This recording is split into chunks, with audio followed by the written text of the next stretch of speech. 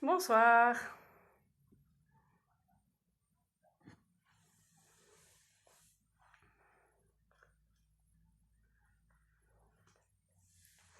Bonsoir à vous.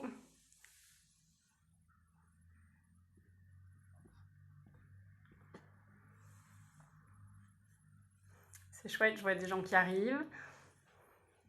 Faut croire que le petit compte à rebours fonctionne bien.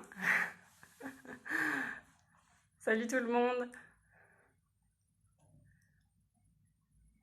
Je vais attendre une minute pour laisser encore d'autres personnes arriver.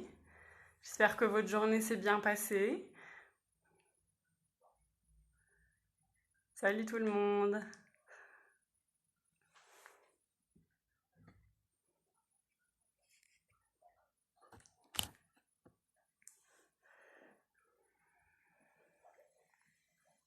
Bonsoir. C'est chouette, je vois tous vos petits commentaires. Cool. Donc ce soir, on se retrouve pour parler des intuitions, pour parler aussi du troisième œil et pour parler de comment est-ce que ces deux choses-là, déjà comment est-ce qu'elles sont liées, mais aussi comment est-ce qu'elles viennent s'imbriquer dans notre vie quotidienne. Parce que quand on parle des intuitions, ça peut paraître très perché, très voilà, spirituel, ou en tout cas, comme je vais l'expliquer justement, les intuitions, c'est quelque chose qu'on peut pas toucher du doigt. Et pour autant, eh ben, ces intuitions, c'est vraiment quelque chose qui peut venir nous impacter de façon très positive, mais aussi de façon un peu plus difficile dans notre quotidien. Et moi, j'ai décidé d'utiliser on va dire, la notion de choix, parce que les intuitions, c'est très vaste, hein, encore une fois, mais je suis partie de l'idée de faire des choix et comment est-ce que, en fonction de ce qu'on utilise, son intuition, ses peurs, ses désirs, son mental, les choix qu'on va faire vont être totalement différents dans notre vie. Donc du coup, si on commence un petit peu, pourquoi est-ce que j'ai pris cette thématique du choix? Parce que globalement, je pense que vous pourrez le confirmer, on a des choix à faire strictement tous les jours. Ça peut être des choix tout petits, comme quels habits est-ce que je vais mettre aujourd'hui. Ça peut être aussi comment est-ce que je me sens aujourd'hui. Parce que oui, c'est un choix de tiens, aujourd'hui, est-ce que je sors de mon lit ou pas? Est-ce que je reste dans mon lit ou est-ce que je me lève tous les matins pour aller faire tel travail, par exemple? Donc globalement, on a des choix très petits à faire au quotidien, mais on a aussi des choix parfois beaucoup plus importants qui peuvent avoir un impact sur notre vie. C'est-à-dire que notre vie peut prendre un tournant totalement différent en fonction des choix qu'on prend. Et c'est pour ça que ces choix-là, ils peuvent apporter, disons, pour ces choix-là en principal, ça peut être très très très très important d'avoir accès à ces intuitions pour justement faire le choix qui sera le plus juste pour nous. Globalement, moi je sais que maintenant, j'essaye en immense majorité à chaque choix que j'ai à faire de me poser la question quelles vont être les différentes options et en fonction de tiens, si je choisis avec mes peurs, où est-ce que ça va amener, puis si je choisis avec mon intuition, où est-ce que ça va m'amener. Mais je sais que c'est pas évident du tout, c'est pour ça que voilà, je voulais vous proposer d'en discuter ce soir. La première chose que je voulais évoquer, c'est un peu dans la notion de choix, il y a la notion de faire un bon choix ou un mauvais choix. Et ça aussi, ça dépend de notre histoire personnelle, mais globalement, moi, je suis pas là pour dire, en tout cas dans ce live, et même de façon générale, qu'il y a des bons choix et qu'il y a des mauvais choix. À mon sens, quel que soit le choix qu'on prend, qu'il soit fait en fonction de nos peurs, de nos désirs, de notre ego ou de nos intuitions, ce choix-là, il est juste à ce moment précis dans notre vie et il va nous amener peut-être là où clairement c'est des chemins totalement différents ou pas. C'est-à-dire que des fois on prend une décision et puis en final ça va nous ramener petit à petit là où nos intuitions nous auraient amené. Donc dans tous les cas, c'est vraiment important pour moi de préciser ça, que ça soit intuition ou le mental. On ne vient pas dire qu'il y en a un qui est meilleur que l'autre, dans le sens où j'ai vraiment cette croyance que tout est toujours juste pour nous. Donc déjà, on enlève un peu la croyance de là j'ai fait un bon choix, j'ai fait un mauvais choix, parce que, encore une fois, tout arrive pour une raison. Donc les choix que vous avez pris dans votre passé, même si vous vous rendez compte que l'immense majorité de vos choix sont pris par rapport à vos peurs, par rapport au live de ce soir, c'est ok, il n'y a pas de jugement à avoir là-dessus, c'est que pour l'instant, vous en êtes là dans votre vie et c'est grâce à ces choix-là aussi que vous en êtes là. Après, à vous de voir justement si ça vous fait prendre conscience que peut-être il y a certains choix, là maintenant à partir d'aujourd'hui, que peut-être vous ferez différemment et que vous ne ferez pas en fonction de vos peurs. Donc voilà, cette partie-là sur mauvais choix, bon choix, se tromper, ne pas se tromper, c'était important pour moi de commencer par ça. Je voulais vous poser cette question justement à vous. Est-ce que, justement, si vous êtes là ce soir, c'est que cette thématique vous intéresse. Est-ce que vous avez l'intuition du coup, est-ce que vous avez l'impression que vos choix, mais peut-être plutôt vos choix principaux, c'est-à-dire pas le choix de comment je m'habille le matin, mais le choix voilà, des choix très décisifs dans votre vie, est-ce que vous les avez pris par intuition, majoritairement par peur, ou en disant, bah tiens, je connais, donc du coup je vais aller faire cette chose-là parce que je connais, donc par rapport à vos expériences? Est-ce que c'est plutôt votre mental qui dirige vos prises de décision? Voilà, je voulais poser un petit peu cette question en premier. Encore une fois, il y a zéro jugement à avoir. De plus, pareil, de vous permettre juste pendant quelques instants de vous dire, ok, moi, avec quoi est-ce que je prends mes décisions en général? Et c'est aussi ok de dire, en fait, j'ai jamais réfléchi à cette question et du coup, j'en sais rien. Mais voilà, si vous pouvez mettre en commentaire, juste avoir une petite idée, en fait, commencer un peu un dialogue avec vous par rapport à cette notion d'intuition et, on va dire, de mental de façon générale. Mais voilà, un peu cette différence entre les deux. Et puis après, je passerai à la définition, parce que je trouve ça très intéressant de partir aussi de définition. Donc voilà, pour les personnes qui nous rejoignent, j'ai juste posé cette question de est-ce que vous avez déjà réfléchi à qu'est-ce qui, en général, en majorité, pour vos choix importants, qu'est-ce qui primait? Est-ce que vous arrivez en majorité à utiliser vos intuitions ou est-ce que c'est plutôt votre mental, vos peurs, vos croyances qui vont faire que vous choisissez? Donc je vais vous laisser quelques instants. Et après, moi j'ai trouvé deux définitions que j'ai trouvées vraiment chouettes. La première définition de l'intuition, c'est une forme de connaissance immédiate qui ne recourt pas au raisonnement. Donc il y a cette notion d'immédiateté, et ça je vais en parler après, dans les intuitions. Ce qui est super intéressant et ce qui fait que en général moi j'arrive à les reconnaître, c'est la première chose qui me vient. Et c'est aussi ce que je dis, par exemple, que ça soit lors de soins énergétiques que je fais, mais aussi de la personne que je vois en général. Quand je pose une question, je leur dis tout de suite, dites-moi la première chose qui vous vient. Parce que dans le côté immédiateté, il y a cette notion de j'ai pas eu le temps de réfléchir, j'ai pas eu le temps d'analyser, j'ai pas eu le temps de me rappeler que j'avais vécu quelque chose de difficile et que du coup, voilà, on va dire tout le mécanisme de mental et d'utilisation de nos blessures, de notre passé, n'a même pas le temps, en fait, de venir se mettre en place. Alors, je vais lire juste vos commentaires. Est-ce le seul choix que nous ayons, l'intuition ou les peurs? Alors, non, parce que, comme je vais le dire après, c'est pas soit l'intuition, soit les peurs. Alors, si toi, d'ailleurs, tu as des exemples particuliers, enfin, si tu aurais envie de rajouter quelque chose un peu à cette dualité, n'hésite pas, parce que ça m'intéresserait aussi de savoir un petit peu ce que toi t'y mettrais derrière avant justement que j'en parle. Mais je pense qu'en général, c'est soit l'intuition étant un petit peu guidée par quelque chose qui est hors de ce qu'on a déjà vécu, c'est juste un peu une sagesse intérieure, et puis tout le reste, c'est un peu ce qu'on a vécu. Donc il y a les peurs, il y a nos désirs, il y a notre mental, notre ego, et puis nos expériences. Voilà ce que je mettrais, voilà, peur, mais aussi tout ce package-là. J'écoute mon intuition, mais parfois le mental refait surface. Ça oui, je confirme, il est souvent très puissant. Le mental, et j'essaye d'écouter mon intuition de plus en plus. Super. La plupart du temps par intuition. La plupart du temps par mental. Donc c'est bien, il y a un bon mixte. J'écoute beaucoup mes intuitions. J'essaie de prendre un peu de recul pour y réfléchir en fonction de mes expériences. Ok, donc en premier, c'est les intuitions. Et après, il y a la notion de réflexion. Ouais, chouette. Choix fait par défaut. Prenez ce qui venait en premier. Ok, super, très intéressant. Souvent ce qu'on attend de moi. L'intuition et ensuite l'opposé. Chouette. Merci pour vos partages, c'est super intéressant. Ouais, donc il y a un petit mix entre, ok, c'est les intuitions, mais d'un coup la peur revient, ou alors, en fait, c'est principalement les peurs qui vont prendre le dessus. Il y a la raison et la réflexion qui peuvent aussi nous permettre d'étayer l'intuition et d'éviter les peurs. Ouais, exactement. Exactement. Ça dépend sur quoi se base la raison aussi. Parce que si, par exemple, on a été élevé d'une certaine façon où il faut rester raisonnable, peut-être qu'on va s'empêcher de faire quelque chose parce que notre raison à nous, qui est aussi peut-être celle de nos parents, va nous dicter que c'est ça qu'il faut faire. Donc c'est pour ça que la raison et la réflexion peuvent directement, elles sont basées sur notre expérience ou ce qu'on a emmagasiné comme étant la vérité.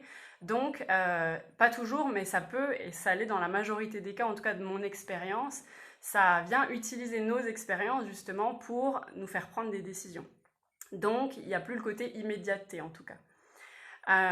Ok, donc, la deuxième définition qui était intéressante, c'est sentiment ou conviction de ce qu'on ne peut vérifier, de ce qui n'existe pas encore. Donc, il y a un peu le côté, dans les intuitions, on va penser à quelque chose qui n'existe pas du tout. Donc, c'est aussi la notion d'impalpable, c'est-à-dire qu'on va avoir l'intuition qu'il faudrait qu'on fasse ça.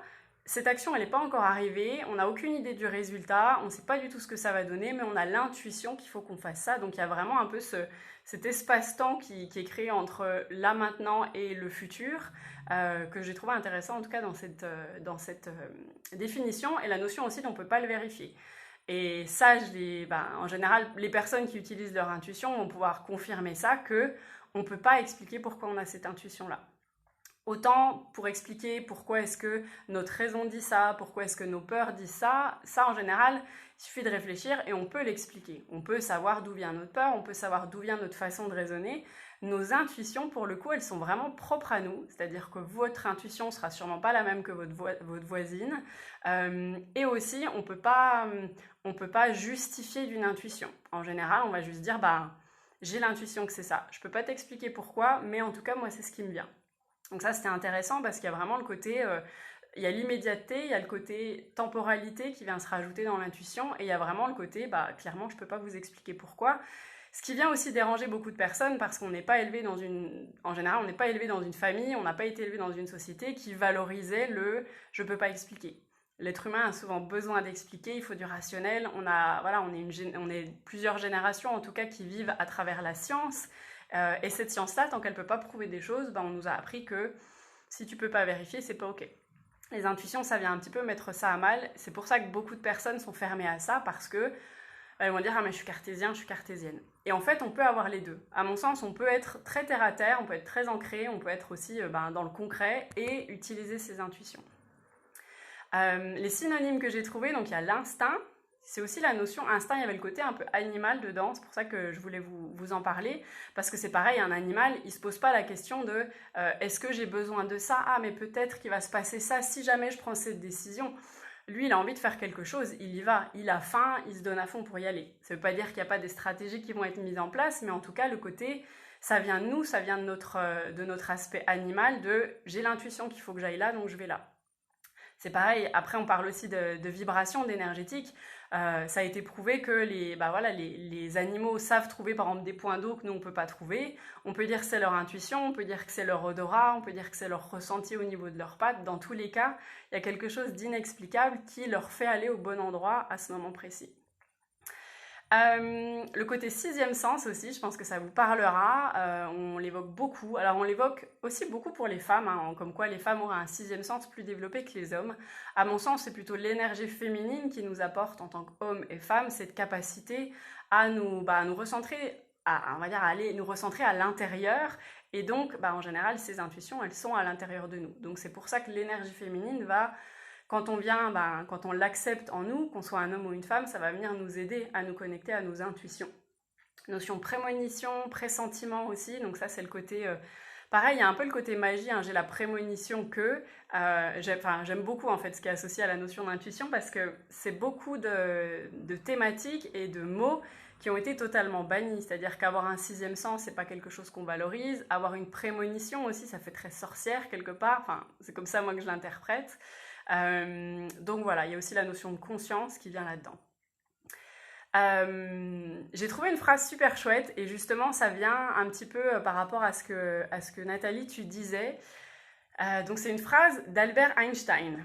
Donc c'est quand même un mec, Albert Einstein, qui était quand même plutôt dans le concret, en tout cas en apparence, qui était vraiment dans les sciences pures et dures. Pour autant, il ne s'est pas du tout limité à ça. Il y a énormément de très belles paroles, de très belles phrases, en tout cas sur lesquelles moi je suis tombée par rapport à lui, qui montrent en fait à quel point il n'était pas du tout fermé.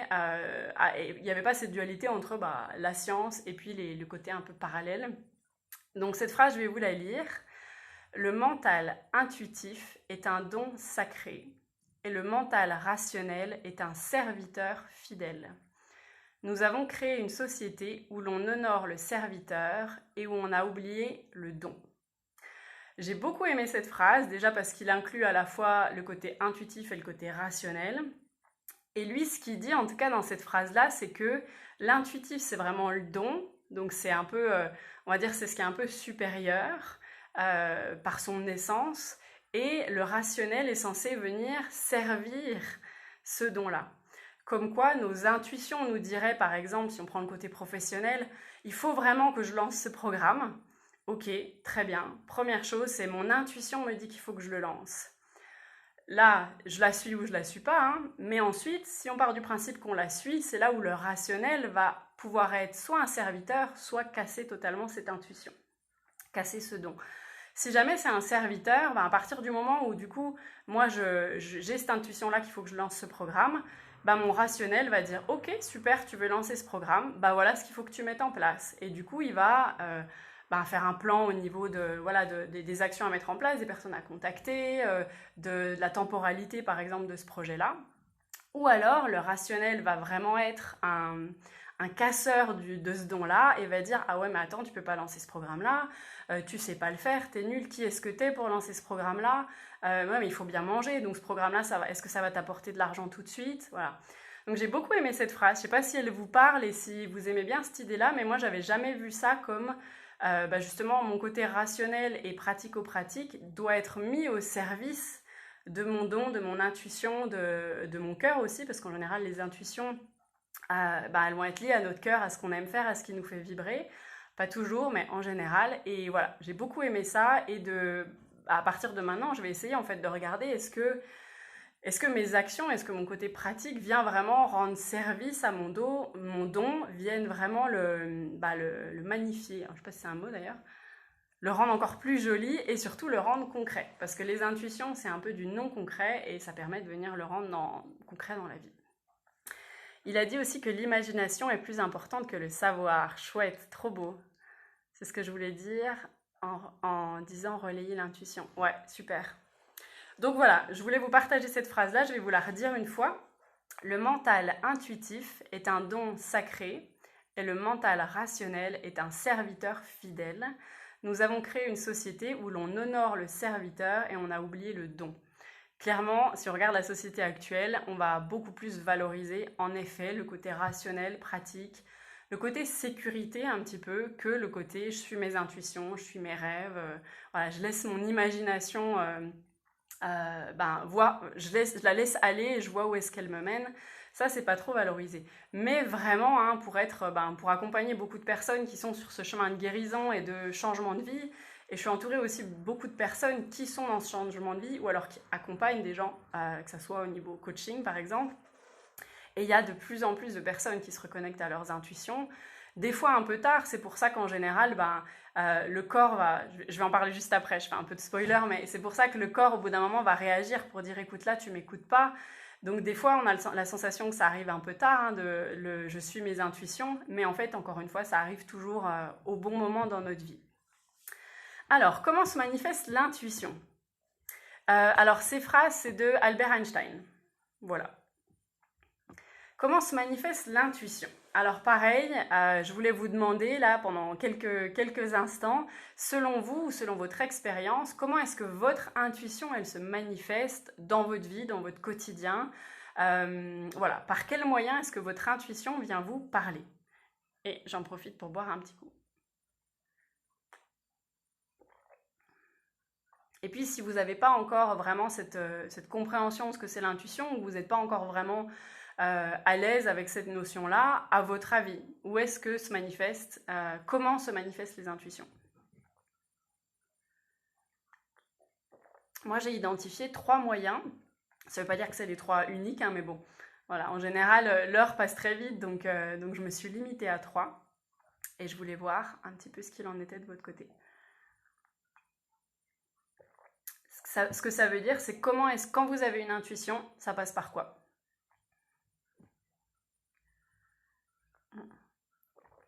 En attendant que vous écriviez, je vais commencer à parler de ça.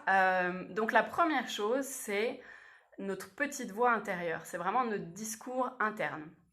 Donc ça peut être des phrases, des mots qui vous viennent dans la tête. Ça peut être des oui, des non. Moi, je sais que ça va être très souvent ça. C'est-à-dire que je vais être en train de faire quelque chose ou je vais penser à quelque chose et je vais vraiment avoir cette phrase dans ma tête qui va me dire il faut absolument que tu ailles là. Ou alors non, on va pas du tout là. Ça m'arrive dans mon quotidien, ça m'arrive beaucoup, beaucoup pendant les soins que je fais, ou les cercles de femmes ou autres, où je vais être vraiment dans un moment de réceptivité. Et là, il y a la phrase qu'il faut que je dise à la personne. Je me pose même pas la question de est-ce qu'elle va être juste ou pas. Je sais qu'elle est juste parce que elle me vient, elle sort, et en fait, à chaque fois, ça tombe juste. Que ce soit pour une autre personne ou pour moi, c'est vraiment des phrases, des mots qui nous viennent. Et en général, ce qui va se passer, c'est que c'est la première chose qui va nous venir. Et tout de suite après, il va y avoir une déferlante de ah bah non, tu peux pas faire ça, mais non, c'est pas vrai, ah bah non, c'est pas possible. Enfin, c'est vraiment, en tout cas, c'est comme ça que moi je l'ai vécu par le passé, et c'est comme ça que beaucoup de personnes le décrivent. C'est ben ouais, au début j'ai envie de faire ça, et puis tout de suite après, c'est comme si bah, cette belle idée que j'avais, elle va se retrouver totalement enfouie en dessous de plein de choses. Et donc c'est là où je vais simplifier, mais en gros c'est notre ego qui vient nous parler, et notre ego il va utiliser soit nos désirs, soit nos peurs. Il va utiliser aussi nos blessures, nos expériences, etc. Mais voilà, j'avais pas pensé aussi à la notion de désir, donc quand j'ai fait mes recherches, j'ai trouvé ça très intéressant. Et je voulais donner un exemple. Donc comment est-ce que nos désirs peuvent nous empêcher de suivre notre intuition? Parce qu'en général, on va plutôt dire, ben, si j'ai une intuition, c'est que ça vient de mon cœur, donc du coup, c'est que je désire ça. Pas vraiment, parce que, exemple classique, je sais pas moi, vous avez vraiment envie d'être avec quelqu'un. Il y a quelqu'un qui vous plaît beaucoup, et ben, vous, du coup, votre désir, c'est quoi? Votre désir, c'est d'être avec cette personne. Votre désir, il va peut-être venir du côté, ben, j'ai pas vraiment envie d'être seule, ou j'en ai marre d'être seule, ou bah tiens, tout le monde est avec quelqu'un, moi je suis la seule célibataire, donc voilà, vraiment un désir qui va venir, qui va naître par exemple d'un manque de vous, et donc vous allez désirer à 100% être avec cette personne, mais ça peut être le désir de rester dans une relation dans laquelle vous êtes. Pour autant, votre intuition, elle va vous dire, il n'est pas fait pour toi. Il n'est pas fait pour toi, il y a des signaux, on va vous envoyer des signaux pour vous montrer que cette personne n'est pas fait pour vous, ou que cette relation ne va pas, mais vos désirs profonds de je veux pas être toute seule ou de je veux être aimée, c'est eux qui vont vous faire choisir cette personne ou rester avec cette personne, alors que vos intuitions vous disent que vous ne devriez pas rester avec elle. Et ça, bah, quasiment tout le monde qui a vécu une rupture sentimentale pourra le dire, enfin en tout cas très souvent de dire mais je le savais dès le début que ça allait pas marcher, ou ça fait des années qu'on aurait dû se séparer, et ça en fait c'est en général notre sagesse intérieure qui nous dit mais ça va pas, ça va plus, il faut partir, ou cette personne n'est pas bonne pour toi. Je vous donne un exemple concret parce que voilà, je trouve que la notion de désir, ça peut, voilà, on peut souvent plutôt parler du côté un peu négatif des peurs, des croyances, des traumas, mais nos désirs vont aussi venir nous empêcher de suivre notre intuition parce que eux-mêmes, ils naissent d'un manque en nous. En général, nos désirs naissent d'un manque en nous parce qu'on désire quelque chose souvent qu'on n'a pas. Voilà. Je ne sais pas si ça vous parle, et si vous avez aussi des exemples par rapport à ça. Je vais lire un petit peu ce que vous avez mis. Mon corps m'envoie des signaux, sensation d'attraction et de répulsion envers des lieux, des personnes, de justesse, de bien-être physique, psychique, réaction corporelle spontanée et des mots, un ressenti, ouais, ressenti, la tête, des images dans ma tête. Est-ce que l'intuition est toujours juste? Des fois, j'ai une info qui arrive très vite de je ne sais où sur quelque chose qui va se passer, mais ça ne se vérifie pas toujours. Pour moi, l'intuition est toujours juste. En tout cas, de mon expérience, l'intuition est toujours juste. Après, ça dépend si c'est par rapport à une situation particulière. Il y a des fois, on peut dire, ah ben, j'ai l'intuition que ça va se passer comme ça, et au final, ça ne se passe pas comme ça. Soit c'est parce qu'au final, c'était pas juste à ce moment précis, soit c'est parce que, ben, encore une fois, dans ce cas-là, moi j'aime bien, enfin de toute façon je vais toujours creuser, hein, mais j'aime bien me poser, à me dire, ok, mais pourquoi ça s'est pas passé comme ça? Et est-ce que moi j'avais, ben pareil, est-ce que c'est un désir qui m'a donné envie que ça se passe comme ça? Ou est-ce que c'est mes peurs qui m'ont donné envie d'eux? En général, pour moi, l'intuition est toujours juste. Après, voilà, j'ai pas de preuves parce que c'est vraiment quelque chose de super personnel. Mais voilà, si jamais tu as envie de préciser ton exemple et qu'on en parle, c'est avec plaisir. Alors, ça peut être dans une conversation ou une situation, un ressenti. Il y a beaucoup la notion de ressenti, hein. Ouais. Est-ce que désir et intuition sont divergents? Et ben du coup, comme je viens de le dire, ça ne veut pas dire qu'ils sont divergents. Je pense que l'intuition vibre beaucoup avec la notion du cœur. Donc en général, notre intuition, ça va être quelque chose qui est foncièrement bon pour nous, pas dans le sens ça va nous faire que du bien, hein, parce que des fois, justement pour apprendre, on va passer par des épreuves difficiles, mais pour moi l'intuition, elle vient du cœur, mais elle vient surtout de notre âme.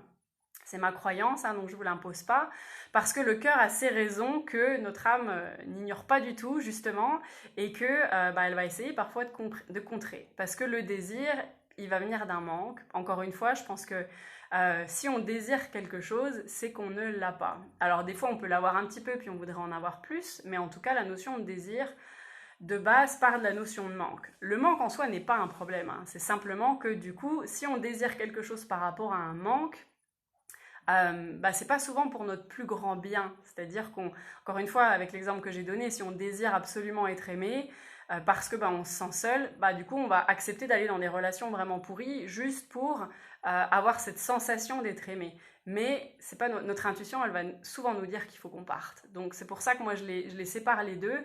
J'avais fait une vidéo aussi sur la différence entre les messages du cœur, du corps et de l'âme, et où moi j'associais l'âme et le cœur. En fait, j'ai associé l'âme et le cœur depuis toujours. Pour moi, ce que mon cœur disait, c'était juste. Et en fait, avec mon expérience, j'ai commencé à les séparer les deux parce que il y a des fois, ce que le cœur veut n'est pas ce qu'il y a de meilleur pour nous. Pour autant, on le fait quand même. Donc voilà. Donc, notre petite voix intérieure, par des mots, par des manifestations physiques. Donc, il y a un certain nombre d'entre vous qui en a parlé aussi. Ça va se passer dans le corps. Ça peut commencer par le corps, ça peut commencer par les petites voix dans la tête. Il n'y a pas de... Voilà, c'est différent pour chaque personne et puis c'est différent aussi en fonction des situations. Surtout si c'est des choses qui viennent un peu faire écho à d'autres choses qui se sont passées dans votre vie. Votre corps aura un peu emmagasiné comme s'il avait emmagasiné des ancrages à l'intérieur de lui. Et la situation va se représenter, même si vous n'avez pas conscience que cette personne... cette personne en soi, elle n'est pas mauvaise. Par exemple, vous arrivez à une soirée, on vous présente quelqu'un, on vous dit, tiens, je te présente mon ami avec son prénom. Et vous ne savez pas pourquoi, il y a votre corps qui vous dit, non. Alors des fois, ça peut être même un truc de, un mouvement de recul, mais des fois, vous avez la gorge qui va serrer, ou votre plexus solaire qui va serrer, ou mal à la tête. Ça me le fait quand je rentre dans des lieux qui sont qui sont énergétiquement un peu lourds, mais des fois aussi quand je rencontre des personnes. Votre corps va vous dire il y a quelque chose qui ne va pas, il y a quelque chose de pas juste. C'est pas que en lien avec les intuitions, hein. Le corps, c'est pas pour rien qu'on s'est incarné aussi dans un corps physique sur cette terre, c'est que notre corps c'est notre allié. Notre corps il est là pour nous faire transparaître dans la matière, dans quelque chose qu'on peut voir, toucher, sentir, tout ce que notre psyché, tout ce que nos émotions, tout ce que notre intuition, tout ce que notre âme essaie de nous dire. Parce que eux, ils sont pas palpables. Pourtant, je suis quasiment sûre que si je vous dis est-ce que vous arrivez à ressentir dans votre corps la tristesse, tout le monde va pouvoir dire oui. Déjà parce qu'il va souvent y avoir des larmes, parce qu'il va y avoir un poids peut-être ici, parce qu'il va y avoir des sanglots, il va y avoir des spasmes. Donc notre corps est là pour vraiment venir retranscrire dans la matière nos émotions, notre âme et nos ressentis, et notre intuition aussi. Donc du coup, en général, ça va être soit un sentiment très agréable. Alors dans ceux-là, en général, on ne va pas nécessairement les reconnaître parce que du coup, juste, on se sent bien. Mais par contre, quand c'est des sentiments désagréables, quand c'est des ressentis désagréables, là, ça peut vraiment, l'expression, ça va être ça, ça m'a pris à la gorge.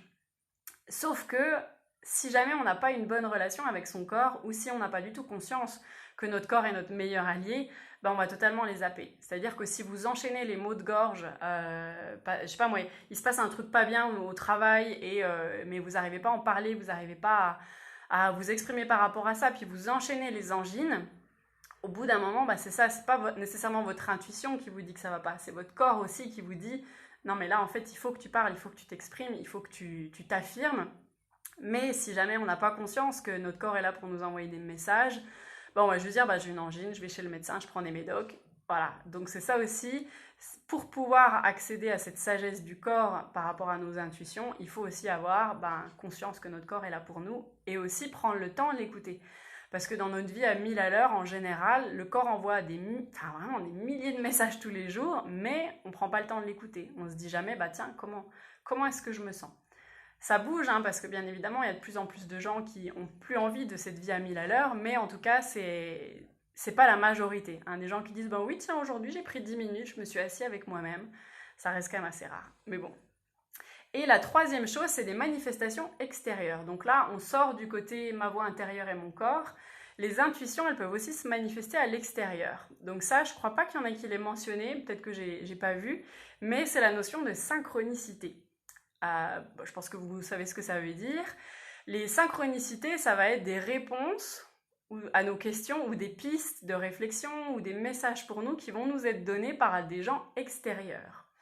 Alors là, je ne vais pas rentrer dans le côté théorie de la chose parce qu'encore une fois, c'est quelque chose qu'on peut pas prouver. Ça peut très bien être votre âme qui vous envoie des messages, ça peut être vos guides, ça peut être l'univers, ça peut être... Enfin voilà, après vous le nommez comme vous voulez, hein. Moi je suis ouverte très ouverte à ces choses-là. Dans tous les cas, pour moi c'est des messages, c'est ça qui est important. Donc ça peut être, vous êtes en train de vous poser une question et là, comme de par hasard, il y a quelqu'un qui arrive et qui vous dit « Ah tiens, j'ai lu ce livre-là, il est trop bien, ça va t'intéresser ». Et en fait, le livre est pile poil sur la thématique pour laquelle vous aviez une question. Ou alors, vous lisez ce livre, sur le coup, vous dites « Ah ok, chouette », et vous le lisez et « Waouh, ça vient révolutionner votre vie ».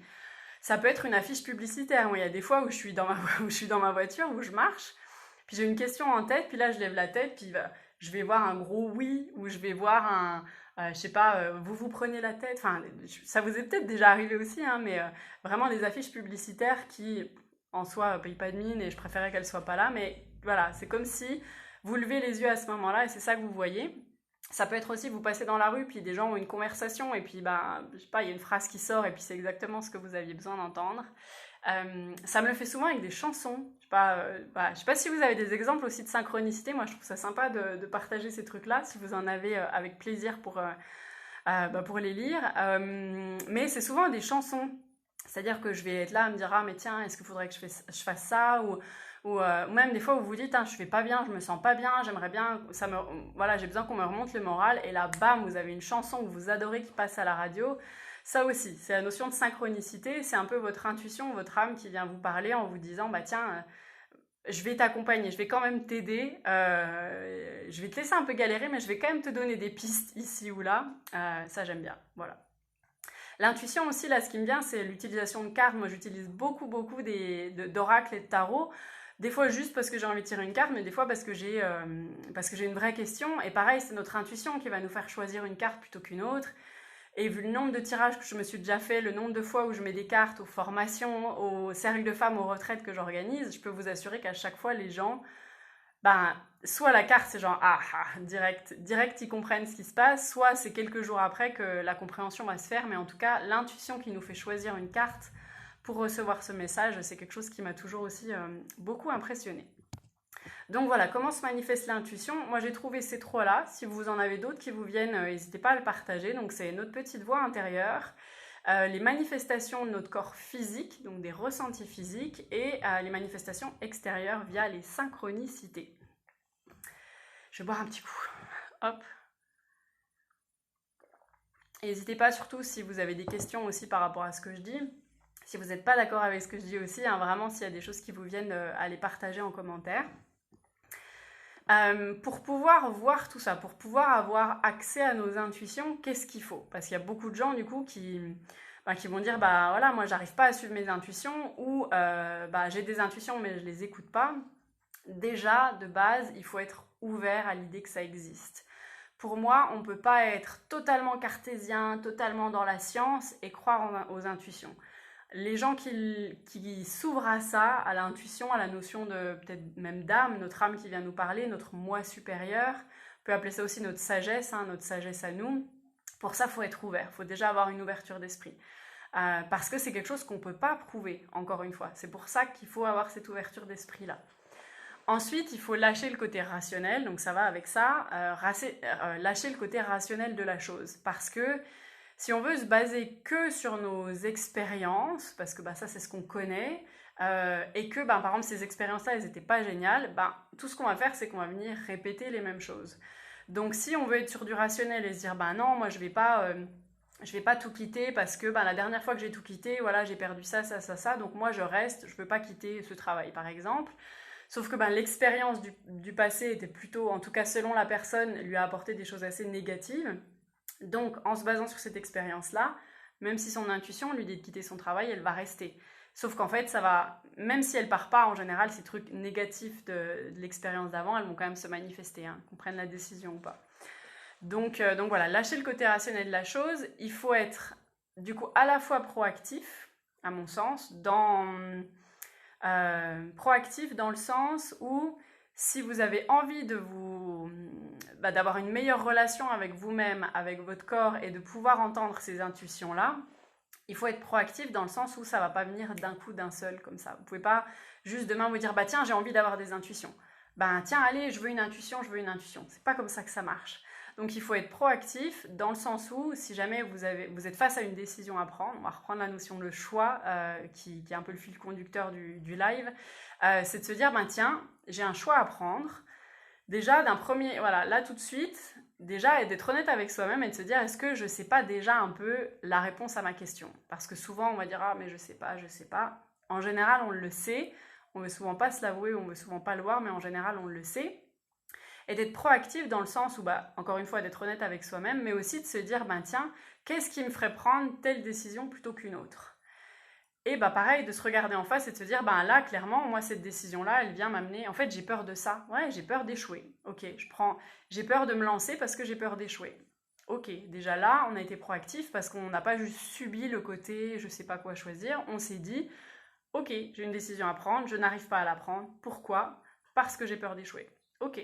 Et après, normalement, on continue le travail. Pourquoi est-ce que j'ai peur d'échouer? Parce que la dernière fois, j'ai échoué. Ou parce que, en fait, depuis toujours, on me dit que je suis nulle. Ou parce que je me sens pas légitime. Et de continuer un peu ce chemin jusqu'à arriver un peu à la cause initiale.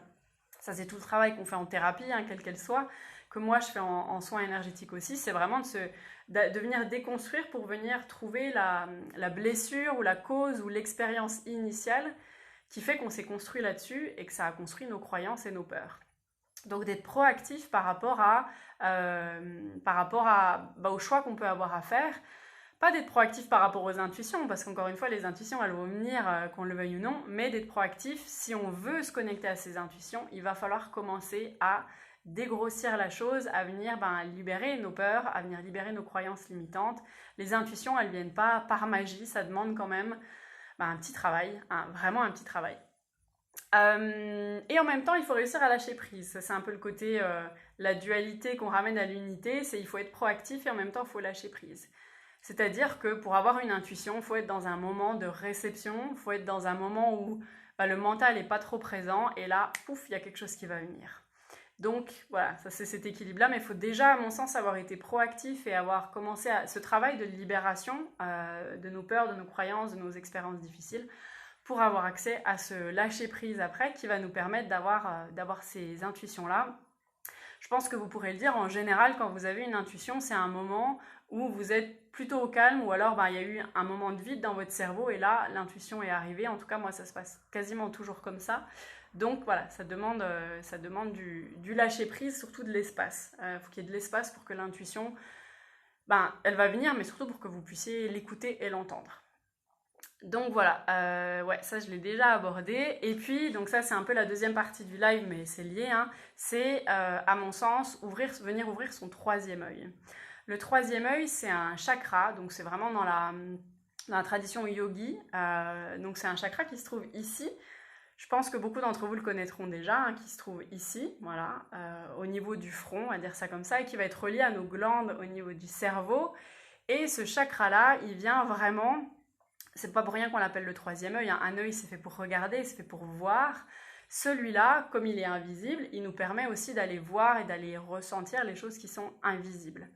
Donc ce troisième œil, il va nous permettre à la fois de venir regarder à l'intérieur de nous, donc les choses qu'on ne peut pas voir. Concrètement, à l'intérieur de vous, ce que vous ne pouvez pas voir, vous ne pouvez pas voir votre sang, sauf si vous vous coupez, vous ne pouvez pas voir vos organes, vous ne pouvez pas voir vos émotions. On peut les voir à l'extérieur, on peut les ressentir, mais on ne peut pas vraiment les voir. Pareil, aller voir une expérience du passé, en soi, elle est passée, à part si vous avez des vidéos de cette expérience-là, en soi, vous ne pouvez pas la voir avec vos vrais yeux. Néanmoins, votre troisième œil, par des visualisations, va vous permettre de la voir, cette expérience du passé, et donc de pouvoir éventuellement libérer ce qu'il y a à libérer avec. Donc le troisième œil, il vient vraiment nous aider à regarder à l'intérieur de nous-mêmes, Qu'est-ce que notre corps a à nous dire? Parce que, encore une fois, si on va mettre sa conscience dans ses poumons, je peux vous assurer qu'ils ont un paquet de trucs à nous raconter. Mais ça, c'est pareil, on nous a jamais expliqué comment faire, expliqué les bénéfices à aller regarder à l'intérieur de nous. Or, moi, je le vois dans les soins que je fais, c'est primordial que la personne amène sa conscience à l'endroit où on travaille ou par rapport à cet événement qu'on est en train de travailler pour justement, une fois qu'on amène sa conscience dans quelque chose, la conscience, c'est vraiment une énergie très pure, une énergie guérisseuse qui va venir nous aider à ouvrir ce qui a besoin d'être ouvert ou à guérir ce qui a besoin d'être guéri. Donc ce troisième œil, il vient nous permettre de regarder à l'intérieur de nous, mais aussi, alors encore une fois, là, mais pas extérieur ou intérieur, mais si on part de cette notion de notre champ énergétique, ça peut aussi nous aider, ce troisième œil, à voir notre champ énergétique, à comprendre nos intuitions et puis à voir les messages de notre âme. Donc ça, pareil, c'est pas des choses qu'on peut palper. Et puis, notre troisième œil vient aussi nous permettre de regarder à l'extérieur de nous, donc à la fois nous connecter un peu à cette sagesse qu'il y a à l'extérieur, parce que quand on parle d'énergie, surtout, donc moi j'ai été formée au Reiki, donc le Reiki ça veut dire énergie universelle, si je synthétise la chose, c'est une énergie qui est disponible partout, c'est une énergie qui fait qu'on respire, qu'on vit, qu'on existe, et donc cette énergie-là, elle a une sagesse, elle peut nous guérir, elle peut nous répondre à nos questions. Le troisième œil nous permet de nous connecter à l'univers. Pour certaines personnes, ça va être à un dieu, à une déesse, à la sagesse de certains animaux, à la sagesse de certaines plantes aussi. Et puis à la sagesse de nos guides, pour les personnes qui croient en tout ce qui est guide, ange, pareil, vous utilisez le vocabulaire qui vous plaît, mais le troisième œil nous permet de nous connecter à eux aussi. Et puis ça va, de façon un peu plus concrète, ça va nous aider aussi à mieux capter une personne, à mieux capter une situation. C'est-à-dire que face à une personne, c'est votre troisième œil en fait qui va capter l'énergie de la personne, qui va la retranscrire à l'intérieur de votre corps et votre corps va réagir par rapport à cette personne-là. Et donc par rapport aux situations, de savoir qu'une situation n'est pas bonne pour nous, ça aussi, ça va d'ouvrir son troisième œil nous permet, au-delà du côté spirituel et du côté se reconnecter à cette sagesse universelle, ça nous permet de façon très concrète à mieux connaître notre corps, à comprendre ce qu'il a à nous dire, mais aussi à mieux jauger les situations, à savoir, surtout, là on a tous vécu des situations qui étaient toxiques, ou vécu avec des personnes, ou côtoyé des personnes qui étaient toxiques. Quand notre troisième œil est ouvert, ça n'arrive plus, ou vraiment quasiment plus, parce qu'en fait, on a tout de suite conscience que là, vraiment, là, si on va là, on va être vraiment dans la merde, quoi. Histoire d'être concret, c'est ça. Et en fait, on le sent vraiment comme ça, c'est-à-dire qu'on a cette intuition qui nous dit si tu vas là, voilà ce qui va se passer. Après, on a notre libre arbitre, c'est-à-dire qu'on peut avoir une intuition qui nous dit ça. L'être humain est vraiment venu ici aussi avec cette notion de libre arbitre, on peut très bien sentir qu'il ne faut pas qu'on y aille et on va quand même y aller tête baissée. Ça, l'être humain est trop fort pour ça, on l'a tous et toutes fait, mais parce qu'en même temps, on devait vivre cette expérience-là. Donc, il n'y a pas de bon ou de mauvais choix, encore une fois, c'est qu'est-ce qu'on en tire de cette expérience-là.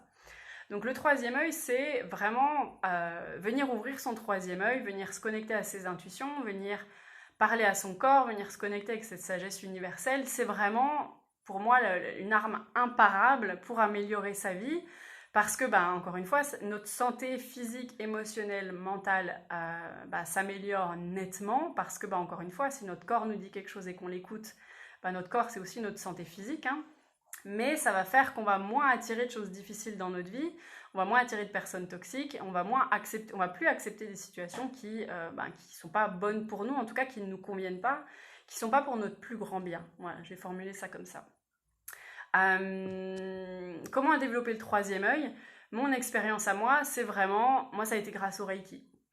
Ça a été grâce à ça, j'étais pas du tout fermée à ça avant, j'ai toujours adoré l'idée qu'il y avait plein de choses autour de moi que je pouvais pas voir, mais c'est vraiment le Reiki qui les différents niveaux de Reiki qui sont venus ouvrir petit à petit le troisième œil, à la fois de par les initiations, mais aussi de par le travail que c'est venu faire, c'est-à-dire que je me suis pas juste formée au Reiki, j'ai fait des dizaines et des dizaines et des dizaines de séances, j'ai reçu des dizaines de séances de Reiki, mais d'autres pratiques énergétiques, thérapeutiques, diverses et variées, qui sont venus enlever les couches, parce que ce qui nous empêche de nous connecter avec notre sagesse, c'est nos peurs, nos croyances limitantes, c'est les croyances de nos parents, c'est ce que la société vient nous imposer. Donc plus on enlève les couches, plus on a accès à cette sagesse. On parle beaucoup de canal quand on fait des soins énergétiques. Faut imaginer un peu comme si on avait voilà, cette espèce de cheminée entre nous et la sagesse universelle, mais aussi une cheminée à l'intérieur avec notre sagesse propre. Et que cette cheminée, ben, avec la famille qu'on choisit, avec le karma avec lequel on vient s'incarner, ben, elle est plus ou moins libérée. Donc du coup, il y a des cheminées qui vont être totalement bouchées, d'autres qui vont être d'ailleurs plein de suie à l'intérieur, mais l'info passe quand même un petit peu. Et puis, ben, plus on enlève les couches, plus on vient nettoyer, purifier cette cheminée, plus on est un bon canal, à la fois ben, se connecter à l'extérieur, mais aussi se connecter à l'intérieur de nous. Alors, ça fait très imagé, et puis voilà, mais en tout cas, j'espère que c'est un peu plus concret pour vous. Donc moi, c'est vraiment le Reiki qui m'a aidé à faire ça. Donc si jamais vous avez envie de venir développer votre troisième œil, développer vos intuitions, soit parce que ben, vous en avez marre d'avoir tout le temps peur, de jamais prendre de décision, parce que ben, justement, de toute façon, bah, il y a eu plein de fois où vous vous êtes trompé, mais juste, il y a beaucoup de gens qui détestent faire des choix. Il y a énormément de gens, mais des fois, c'est même choisir ce qu'on veut manger sur le menu. Hein. Donc, c'est pas toujours des trucs super évolués. Voilà, je peux que vous encourager à faire ce travail de venir nettoyer vos peurs, vos croyances limitantes.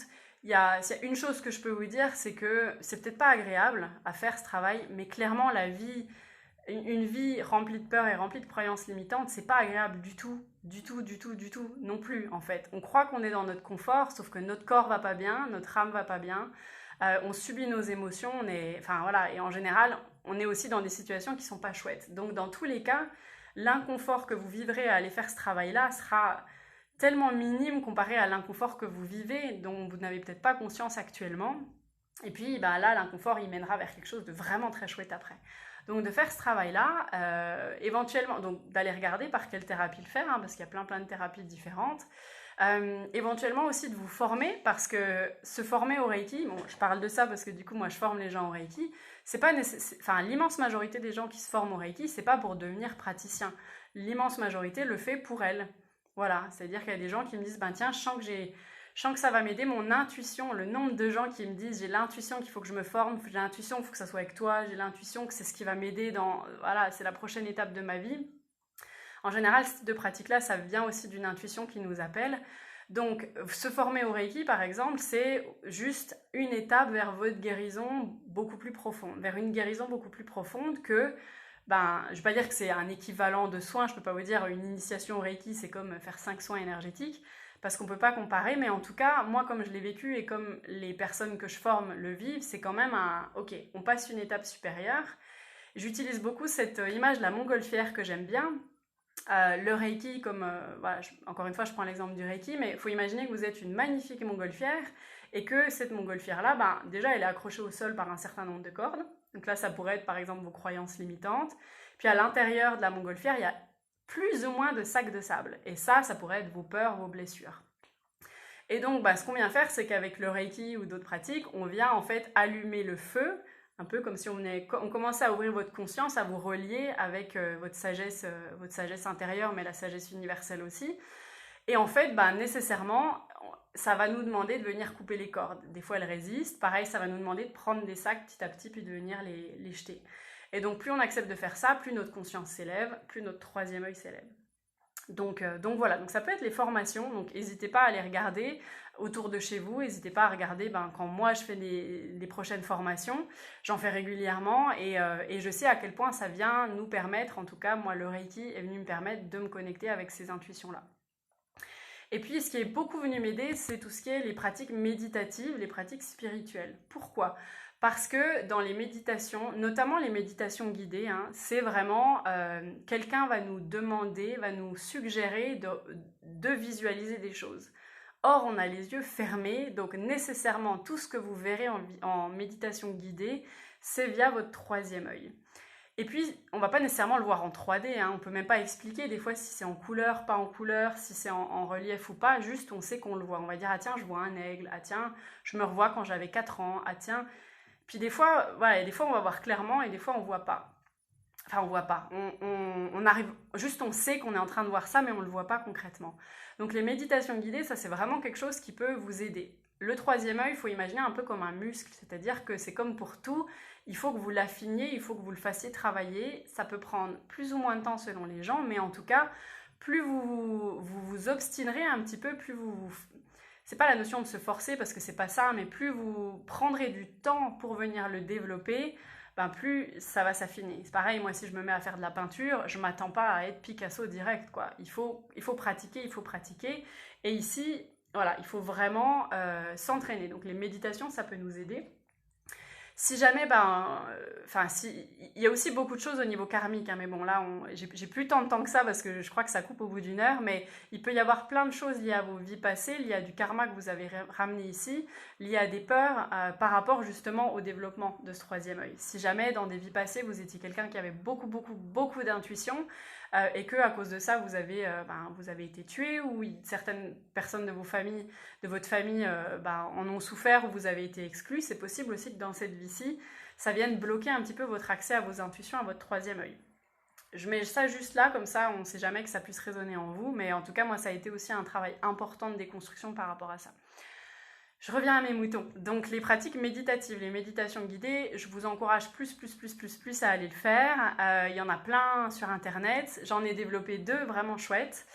Donc non, 3, il y en a une du coup qui est sur le sommeil, qui est totalement gratuite, qui à la fois vous ramène à votre souffle, donc à un peu l'échange entre vous, votre corps interne et l'extérieur. Le côté un peu mental, donc pareil de visualiser certaines choses, et puis ensuite visualiser le corps, donc ramener son troisième œil vers l'intérieur. Donc ça c'est quelque chose qui peut être intéressant pour vous d'essayer. Puis j'en ai développé 2 autres aussi qui sont à la vente que vous pouvez trouver directement via mon compte Instagram. Et là, qui vous amène, je vous amène, c'est tout un chemin, c'est 2 voyages initiatiques. Et donc je vous fais visualiser des lieux, je vous propose de visualiser certaines choses. Et en fait, plus vous allez les faire, ces méditations-là, plus ça va être clair, plus les messages vont vous apparaître de façon immédiate. En fait, vous questionnerez vous questionnerez même plus en fait ce que vous voyez. Donc du coup, voilà, je propose ces 2 méditations-là. Il y en a une qui est sur les énergies féminines et une sur les énergies masculines. Et ce que je trouve chouette, c'est qu'il y en a énormément aussi à disposition. Il y a plein de gens en fait qui développent des méditations guidées sur des thématiques bien précises. Donc en fonction de vos besoins, vous pouvez aller justement y répondre via des méditations guidées. L'autre chose, c'est des pratiques spirituelles, donc qui viennent aussi des méditations, mais pas que en fait. Moi, je sais que j'ai beaucoup vécu de choses intenses et ce qui est venu beaucoup ouvrir mon troisième œil, ça a été notamment lors de retraites auxquelles moi j'ai participé, parce qu'il y a l'effet de groupe, donc déjà il y a l'énergie de tout le groupe qui est là avec nous et plus les gens ont une conscience élevée, plus ça vient nous tirer nous aussi vers le haut. Et c'est là que j'ai vécu les moments les plus intenses d'ouverture du troisième œil, de nettoyage de mon canal, de libération aussi de mes blessures. Donc à la fois parce qu'il y a l'effet de groupe, mais aussi parce qu'il y a le côté, je rentre pas chez moi, j'ai pas à me faire à manger, voilà, je suis comme dans un cocon et puis on s'occupe de moi. Il y a quelqu'un qui gère pour moi, il y a quelqu'un qui organise et moi j'ai juste à suivre, j'ai l'espace pour venir me déposer. Donc moi c'est vraiment dans des moments comme ça que j'ai vécu les plus grosses libérations et les plus grosses reconnexions à ces intuitions et à ma sagesse personnelle. Donc les retraites, c'est vraiment quelque chose que je vous encourage à faire. C'est le plus beau des cadeaux qu'on peut se faire, honnêtement, si on est sur ce chemin de libération, de reconnexion à soi. Un peu comme, c'est pas pour rien le mot retraite, hein, c'est je me mets en retrait de ma vie et je viens prendre du temps pour moi, ce qu'on ne fait en général que très peu, en tout cas au quotidien. Donc partir en vacances, c'est chouette et il faut le faire. Et je trouve que c'est bien aussi d'avoir un petit peu une ou au moins une retraite par an où on va prendre le temps d'être avec soi-même, prendre le temps de s'autoriser à aller regarder ce que notre corps a à nous dire, mais aussi à se reconnecter un peu à ce qu'on est venu faire ici, parce que des fois on oublie. Et pareil ici, du coup, c'est pour ça que, comme moi, j'ai vécu des expériences incroyables lors de retraites, que ça me tenait beaucoup à cœur d'en organiser moi-même, parce que j'accompagne les gens maintenant depuis plusieurs années, et c'est pas la même chose, un soin énergétique, c'est pas la même chose qu'un cercle de femmes, c'est pas la même chose qu'une formation, et ça n'a pas la même énergie qu'une retraite. Donc pour moi, c'est très important aussi de pouvoir offrir cet espace de groupe, cet espace dans des lieux bien particuliers, parce que je l'ai choisi pas par hasard, les lieux, pour aider des gens à vivre un peu ces libérations, ces reconnexions. Et là, par rapport au troisième œil, à l'intuition, donc celle que j'organise en mai, est vraiment axée là-dessus, parce que ça va être des méditations guidées, beaucoup de méditations guidées, ce qui fait que en fait, on vient vraiment ben, on laisse pas le choix au troisième œil, c'est-à-dire qu'on va vraiment venir le stimuler, on va venir stimuler nos glandes à l'intérieur du cerveau pour venir l'ouvrir. Donc déjà, c'est pas une fois par mois, là ça va être une quinzaine de méditations sur les 3 jours qui vont à chaque fois vous faire explorer des aspects différents. Il y aura des méditations qui vont plutôt à l'intérieur, d'autres qui viennent travailler sur les relations interpersonnelles, d'autres qui vont vous amener, bref, je ne vais pas trop en dire, mais en tout cas, voilà, cette retraite, je l'ai vraiment développée pour ça, pour vous aider à vous reconnecter, à ouvrir votre troisième œil et à vous reconnecter avec votre sagesse intérieure. Et pour nous aider, ben, pareil, comme je vous l'ai dit, les lieux, je ne les choisis pas par hasard, c'est un lieu qui est vraiment qui est construit autour de la géométrie sacrée. Et la géométrie sacrée, c'est pareil. Si vous regardez un peu les symboles de nos différents chakras, c'est toujours de la géométrie sacrée. Il n'y a pas de hasard, il y a une puissance dans les formes qui sont utilisées dans telle et telle géométrie. Et on va venir utiliser ça pour nous reconnecter à tout ça, pour nettoyer ce canal, pour ouvrir ce troisième œil comme jamais vous l'auriez imaginé. Et donc pour venir aussi toucher un peu toucher du doigt cette notion de je n'ai aucune limite et tout est possible. Donc voilà. Je crois que j'ai fait le tour. Je voulais juste finir par... oui, en général, on regrette jamais d'avoir suivi son instinct, d'avoir suivi son intuition. Par contre, les regrets qu'on peut avoir dans la vie peuvent beaucoup tourner autour de décisions qu'on a prises par rapport à nos peurs, par rapport à nos anciennes expériences. Moi, ce que je me dis toujours, en tout cas, ce que je me demande toujours quand j'ai un choix à faire, c'est quelle est la pire chose qui puisse se passer par rapport à ce choix-là et ça me permet un petit peu, en général, déjà de redescendre, de faire descendre le niveau de pression que je me mets par rapport à cette décision. Et puis, de me poser à me dire, ok, qu'est-ce que je... encore une fois, tout ce travail de déconstruction, qu'est-ce qui me fait peur dans cette décision, qu'est-ce que ça m'apporterait d'aller de ce côté-là. Et puis, une fois que j'ai fait ça, il y a un moment donné aussi où je reviens à l'intérieur. C'est-à-dire que je me pose moi avec moi-même, je regarde et je me dis, ok, qu'est-ce qui me semble le plus juste pour moi? Et ça, vraiment, il faut que la tête soit déconnectée. Donc, il y a des fois, je vais prendre mon tapis de yoga, je vais le mettre là, je vais mettre mon encens, ma bougie, mes musiques et je vais juste revenir moi avec moi-même, oublier quelle est la pire chose qui puisse se passer, mes peurs, etc. Et juste venir me poser la question. Et je peux vous assurer que votre corps a toutes les réponses auxquelles... votre corps a toutes les réponses. Donc, de toute façon, tant qu'on ne prend pas du temps avec lui et tant qu'on ne crée pas de l'espace pour aller chercher ces réponses-là, on ne pourra pas avoir accès à nos intuitions et à la sagesse de notre corps. Voilà. Je vais finaliser là-dessus. Je crois qu'il reste 3-4 minutes. Si jamais vous avez des questions par rapport à ce que j'ai dit, des réactions, n'hésitez pas, c'est le moment. Vivement le mois de juillet. Oui, j'organise du coup aussi une retraite au mois de juillet. Et en effet, vous y serez toutes les deux. Ah, chouette. Vous vous rencontrez déjà virtuellement. Voilà, j'espère que ça vous a plu, j'espère que ça vous donne des pistes de réflexion par rapport à vous-même, par rapport à vos choix, les choix que vous faites, par rapport à cette sagesse que vous avez à l'intérieur de vous, que peut-être dont vous n'aviez pas conscience ou que vous ne laissez pas assez s'exprimer, en espérant que cela vous permettra d'accepter, d'aller un peu plus à l'intérieur de vous-même et de vous faire confiance par rapport à vos intuitions et au fait que vous savez déjà tout. Hein. Je pense que ça fait du bien de temps en temps de se le rappeler ou de l'entendre. Donc voilà, à toi qui regardes ce live maintenant ou en replay, quelle que soit la question que tu te poses ou le choix que tu as à faire, sache que tu as déjà toutes les réponses à l'intérieur de toi. Voilà.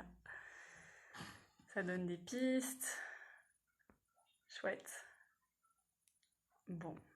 S'il y a des questions, il reste, je crois, encore 2 minutes. Sinon, vous n'hésitez pas aussi à les mettre soit en commentaire sous le live, soit à venir me parler en privé. C'est toujours avec plaisir. Je vous souhaite une très bonne soirée, en tout cas. Merci d'avoir été présente, c'est chouette. Il y avait beaucoup de monde ce soir, comparé à d'habitude. Je suis très contente, il y avait beaucoup de réactions et d'échanges. Donc merci à vous d'avoir été là. Je vous souhaite une très très bonne soirée, très bonne nuit. Et puis je vous dis à bientôt pour un prochain live. Merci, ciao.